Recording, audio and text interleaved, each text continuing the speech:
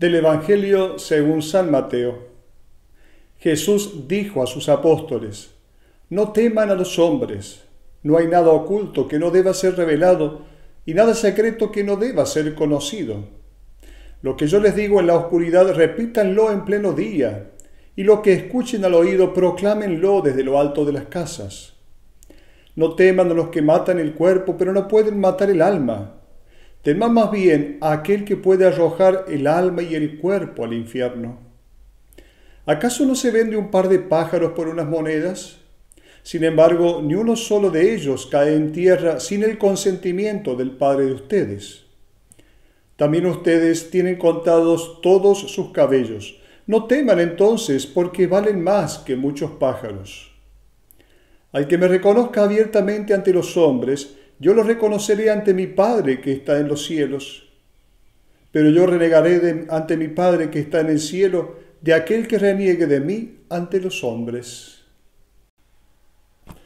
Hola amigos y amigas. En la vida no solo debemos preguntarnos cómo nos sentimos, sino que tenemos que preguntarnos también y fundamentalmente hacia dónde vamos. No solo cómo estoy, sino hacia dónde voy. Por lo tanto, la pregunta es, ¿cuál es el camino que me lleva a la felicidad? Hemos hecho de la felicidad un camino, pero sabemos que tenemos una meta. El camino es Jesús. Él se ha presentado diciendo: yo soy el camino. De hecho, los cristianos de los primeros tiempos eran llamados los del camino. ¿Y cuál es el camino de Jesús? El camino que Él nos propone es el servicio, el perdón, la renuncia al egoísmo, el hecho de compartir. Es el camino que nos propone Jesús, que ciertamente es un camino totalmente diverso al camino que propone la mayoría. Por lo tanto, frente a esto viene la pregunta: ¿no me habré equivocado de camino? Cuenta que en una ocasión venía un hombre conduciendo en una carretera y escucha por la radio que el periodista dice, el locutor dice, hay que tener cuidado porque viene una persona en contramano. Y él dice: ¡uno! Vienen todos en contramano. Creía él que en realidad estaba acertado y pensaba que los demás estaban equivocados. Sucede que muchas veces, frente a tantas contradicciones que vivimos como cristianos, nos preguntamos: ¿no habré tomado yo el camino equivocado? Dice el libro de la sabiduría que la vida del justo es diversa a la vida de los demás. Y es ahí entonces donde entra en el corazón el miedo. El miedo: ¿no me habré equivocado? ¿Y si me quedo solo? ¿Y si frente a este camino que yo he tomado quedo solo? El Evangelio que hoy hemos escuchado quiere dar respuesta a estos miedos que surgen espontáneamente en el corazón del creyente frente a tantas contradicciones que está viviendo. Jesús en el Evangelio de hoy 3 veces va a decir: no tengan miedo. El miedo sirve, tiene un aspecto positivo. El miedo me hace ver el peligro. Por eso decimos: el miedo no es tonto. Y de hecho se dice que los jóvenes son los mejores soldados y los peores conductores, porque justamente no tienen miedo, no miden las consecuencias. Pero también el miedo paraliza. El miedo no nos deja arriesgar. Jesús va a decir en el Evangelio de hoy: no les teman, no hay nada oculto que no deba ser revelado y nada secreto que no deba ser conocido. ¿Por qué habla de esto, de la revelación, ligando este tema al miedo? Porque en realidad nosotros tenemos que traspasar estas barreras del miedo y continuar dando a conocer el Evangelio. Es la revelación. O sea, Jesús está indicando que, aunque a veces nos atrapa el miedo, el Evangelio debe ser dado a conocer. frente a una sociedad que pareciera ser post-cristiana, una sociedad que se presenta como superando el cristianismo. En realidad creo que es una sociedad todavía precristiana y creo que lo mejor está por venir. No teman a los que matan el cuerpo, pero no pueden matar la vida. En realidad la palabra griega es la vida, luego se traduce por el alma. No les teman a los que matan el cuerpo, pero no pueden matar el alma, la vida. Aquí vemos el ejemplo de los mártires. ¿Cuántos mártires en la historia de la Iglesia?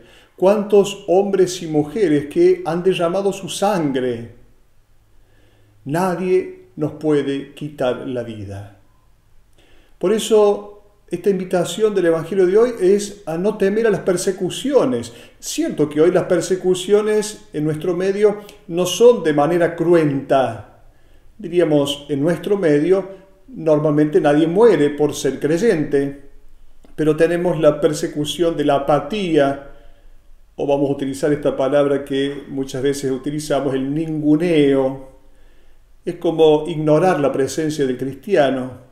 O también la persecución de aquel que es puesto en ridículo por ser cristiano. Lo que sucede es que quien comienza a amar siempre va a encontrar las contradicciones. Y el amor no puede morir. Y cuando el amor es marcado por la derrota, da lo mejor de sí. Diríamos que cuando el amor es herido, da lo mejor de sí. Cuando Jesús da su espíritu, cuando muere, dice el Evangelio, entregó su espíritu. Teman más bien, dice el texto, aquel que tiene el poder, o aquel que puede, arrojar al alma y al cuerpo a la gehenna. Tengamos cuidado con este texto. No se trata de tener miedo a un castigo de Dios. Dios no tiene el poder de dañar, solo puede tener Dios el poder de amar. El único poder ligado a Dios es el poder del amor. Entonces, ¿de qué poder se trata? Del poder del mundo, del poder de Mamón. Los cristianos comenzaron a usar este término Mamón como un término para describir la gula, diríamos el materialismo excesivo, la codicia, las ganancias terrenales injustas. A eso sí deberemos temer.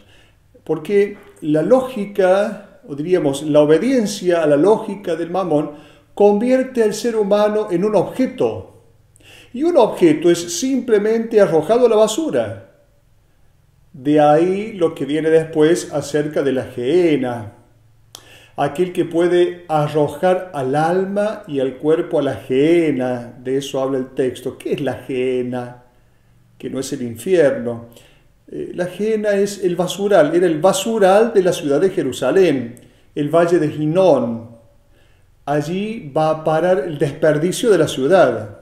No se trata entonces de un infierno con fuego, con diablo. No. Jesús está alertando a no convertir nuestra vida en un desperdicio, porque a la gehenna, al basural, va a parar un objeto de desperdicio. Si no tenemos en cuenta la parte maligna, esa fuerza negativa de nuestra vida, esta actitud puede llevarnos a la perdición.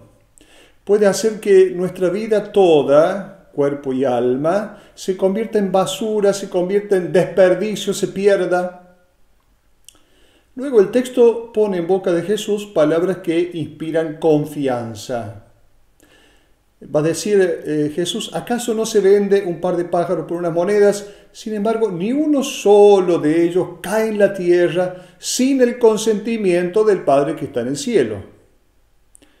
Este texto también ha dado para confusiones o para interpretaciones confusas.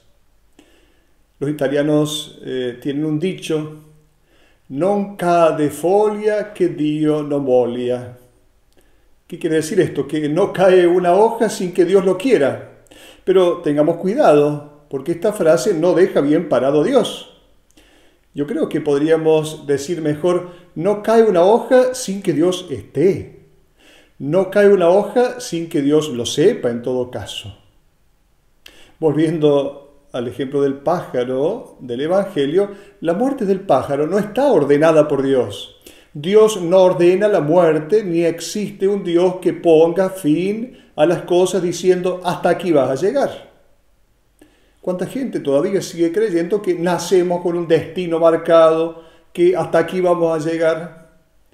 No hay un destino marcado por Dios acerca de hasta dónde llegará nuestra vida sobre esta tierra. Las cosas suceden porque la naturaleza tiene su ley interior a la cual responde. Y esta ley no está regulada por una divinidad que actúa desde afuera. Dios no es el que mueve los hilos de la vida y de la muerte.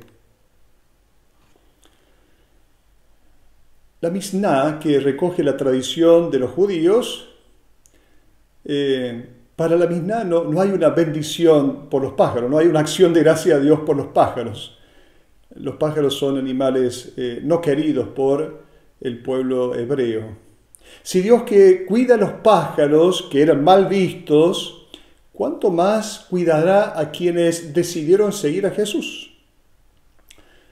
Y luego los cabellos de la cabeza. ¿Por qué se habla de los cabellos de la cabeza? Este Dios está atento a nuestros pensamientos, de eso se trata. Se preocupa de nuestras cosas más ínfimas. Por lo tanto, la actitud del creyente debe ser de confianza. La confianza siempre aleja el temor. Lo único entonces a lo cual debemos temer es a olvidar el verdadero rostro de Dios como Padre hasta llegar a no conocer más a Jesús en los hermanos. A eso solo debemos temer. Y al final el texto termina diciendo: al que me reconozca abiertamente ante los hombres, yo lo reconoceré ante mi Padre que está en el cielo. Jesús aquí no habla de un juicio final. Jesús nos alienta diciéndonos que si nosotros proclamamos abiertamente que Él es el modelo de hombre nuevo, de humanidad nueva, y si nosotros hacemos el esfuerzo de vivir de acuerdo a esa propuesta suya, entonces sí quedaremos incluidos en el mundo nuevo que Él mismo ha inaugurado. Hasta la próxima.